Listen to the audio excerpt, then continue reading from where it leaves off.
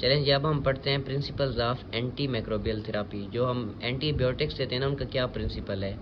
Antibiotic देने से पहले ना जो डिसीजन हो ना हमने कौन सी एंटीबायोटिक देनी है, वो क्लिनिकल ग्राउंड्स पे हो, पेशेंट के साइन एंड सिम्टम्स पे हो।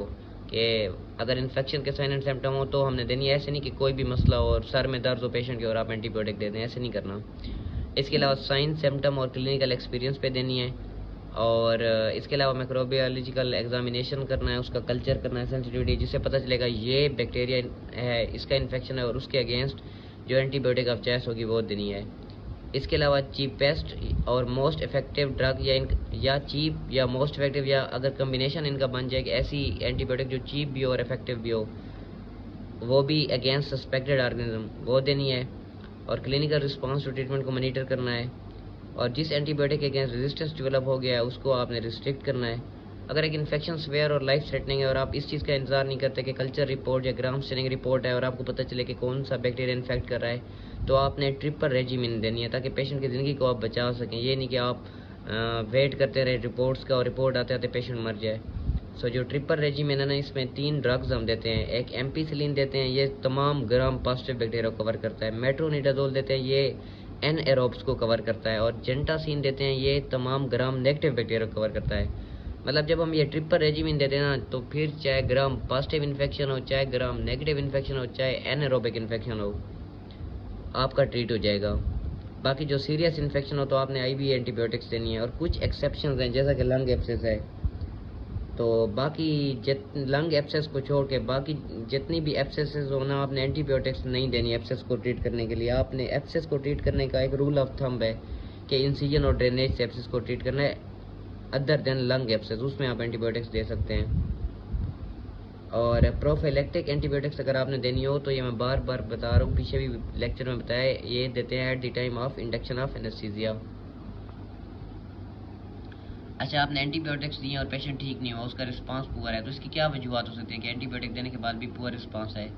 एक तो हो सकता है कि failure to drain the pus, exercise necrotic tissue और रिमूव फॉरेन बॉडी। दूसरा है कि एंटीबायोटिक आपके टिश्यूज़ में थेराप्यूटिक कंसंट्रेशन में रीच ना करे।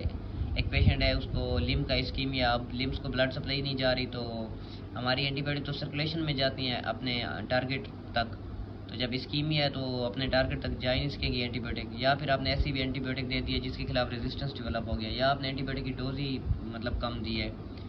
अब ड्यूरेशन ऑफ थेरापी की बात करें ना, तो एंटीबायोटिक जो भी आप देना तो उसका मोस्टली 48 घंटे में रिस्पांस आता है। ये नहीं कि आपने खाई और 2 मिनट में आप ठीक हो जाए, ऐसे नहीं होता, 48 आवर्स लगते हैं। सो पेशेंट भी पेशेंट रहना होता है।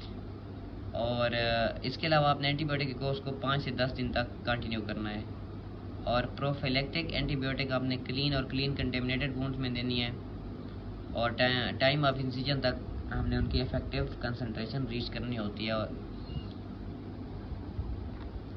प्रोफिलैक्सिस के लिए मोस्टली हम सिंगल डोज देते हैं एंटीबायोटिक की, अनटिल अनलेस कोई प्रोलॉन्ग सर्जरी हो, तो जो मतलब 6 घंटे से भी ज़्यादा टाइम की हो, तो फिर हम 6 घंटे बाद सेकेंड डोज भी देते हैं प्रोफिलैक्टिक एंटीबायोटिक की।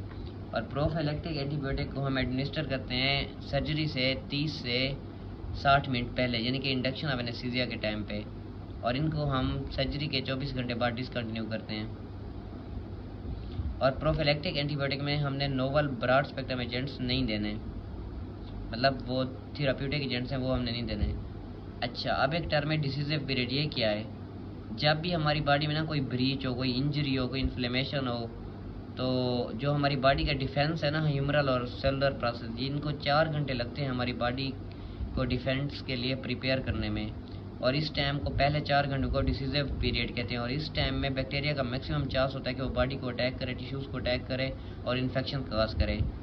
और अगर इसलिए ज़रूरी है कि जो डिसीजिव पीरियड ना, इसमें आप प्रोफिलैक्टिक एंटीबायोटिक दें ताकि आपको इन्फेक्शन ना हो।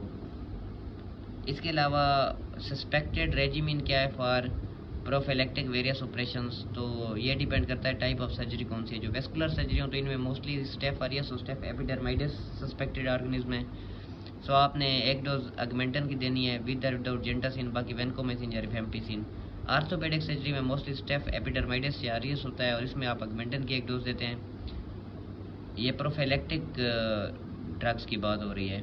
ईसोफेगोगैस्ट्रिक सर्जरी में आप मोस्टली कास्ट एजेंट इक्वल इंटीरो को कई होता है जो कि ग्राम नेगेटिव है, इसलिए आपने जेंटासिन देनी है, उसकी सेकेंड जनरेशन की एक डोज, या सेफ्लोस्पोरिन की या मेट्रोनिडाजोल भी साथ दे सकते हैं। बिलियरी सर्जरी में भी सेम ग्राम नेगेटिव ऑर्गेनिज्म और सेम वही ट्रीटमेंट होती है, या सेफ्लोस्पोरिन या जेंटासिन देते हैं, मेट्रोनिडाजोल नहीं देते, एनारोब्स नहीं होते।